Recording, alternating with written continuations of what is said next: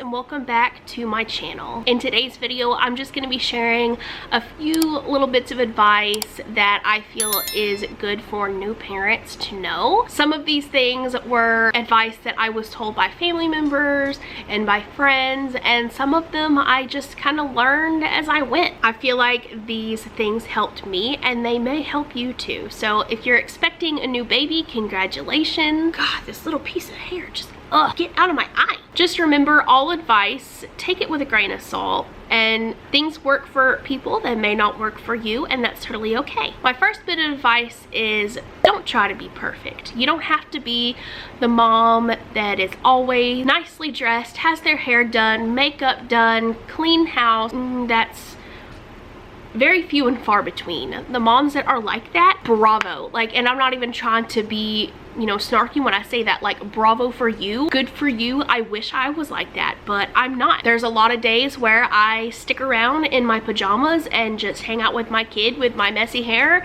and skip the shower that day just because I don't feel like it, and that's okay. You don't have to have all of the fancy gizmos and gadgets. Whenever I was pregnant, I was looking into the Snoo bassinet and the Baby Brezza formula maker, all the name brand clothes.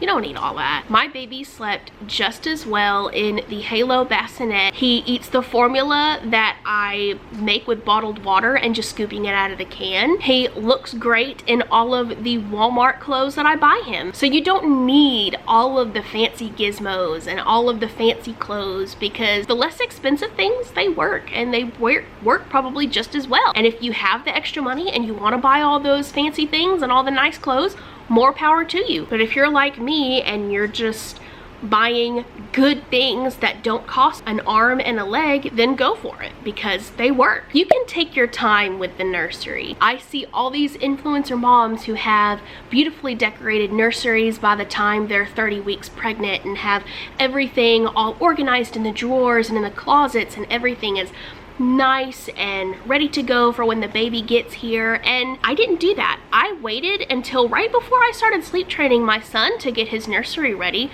I think his crib was still in a box a week before we decided to put him in it. Because if your baby is going to be sleeping in the same room as you, why do you need to have the nursery done before he's born or before she's born? You really don't need to unless you just want to, but you don't have to. Accept all of the help that you can get. If your mom or your sister or your friend offers to watch the baby while you get some stuff done or while you can sleep, take that help. You're not a bad mom if you let the baby stay at a friend's house, or if the baby stays the night with grandma. You're not abandoning your baby. You're not a lazy mom, and that's something that I still kind of have to work with in my brain. I feel really bad whenever other people watch my kid, because I feel like I'm abandoning him, and I feel like I'm being one of those moms that just sends their kid off with whoever and goes partying all the time, when in reality I haven't been to a club since way before I got pregnant. So it's totally okay to let your kid stay with grandma while you get some extra sleep. That's what family's for. Dad is trying, okay? Dad does not have the same parental instincts that mothers do, and if you don't tell him what to do, he won't know most of the time. With my man, I had to vocally tell him, hey, do this, or hey, do that, because if you don't, he's just gonna assume you don't need him and do whatever. So don't get mad at him for just sitting on the couch and not helping, because I'm pretty sure if you just open yourself up and tell him, you know, what you need him to do, he will do it. This next piece of advice, I'm pretty sure everybody always tells new moms, and that is to prop your feet up if you need to, because chores can wait. And they really can. I mean, my house is a freaking disaster right now, and my kid's almost 11 months old. You don't always have time to clean and do laundry, and that's all right. And on the opposite end, if you are someone who genuinely enjoys cleaning, clean. It's all right to put your baby down in their swing, or to lay them safely on their playmat and do the dishes, or fold some laundry, or vacuum or sweep, or do whatever you want. If you genuinely enjoy cleaning, which more power to you, I sure don't, then clean. If that's something that you really want to do, don't let anything stop you, girl. You clean your house. That was super cringy, but I don't think I'm gonna cut it out. This is something that I just recently got through my thick skull, and that is that you don't have to be on a strict schedule. When my son was first born, I would write down on a sheet of paper, 7 a.m.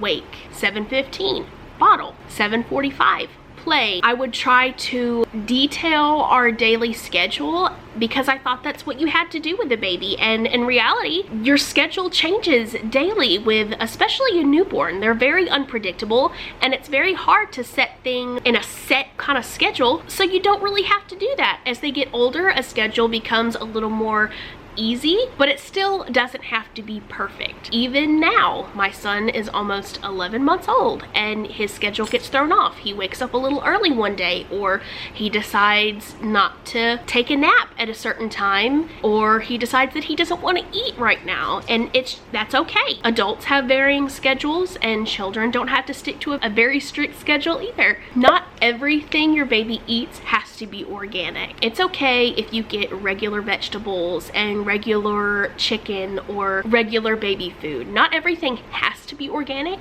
If you want to feed organic and you eat organic, that's totally okay. But I was one of those moms who thought that everything that my kid ate had to be organic, or else he would get sick or something would happen, and that is not the case. My kid eats regular frozen chicken that I put in the oven, cut it up, and I feed him that. He eats vegetables from Walmart that I just wash and cut up and put in the fridge for 2 or 3 days. And before he stopped eating purees, he would eat Gerber pureed food. It doesn't have to be the most high-end organic stuff. The last piece of advice is that you are doing amazing. Do not let someone tell you that you are doing something wrong, because you are doing things your way, and that's what your baby needs. People are going to judge you no matter what you do, whether you breastfeed, or whether you choose to formula feed, or whether you sleep train, or whether you let your kids sleep in the room with you until they're 1 year old. People are going to judge you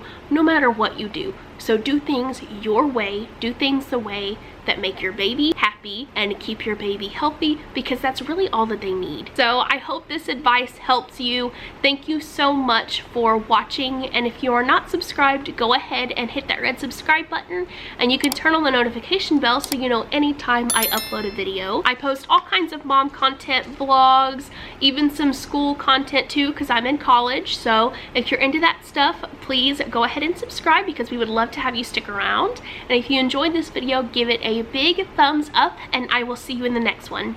Bye, you guys.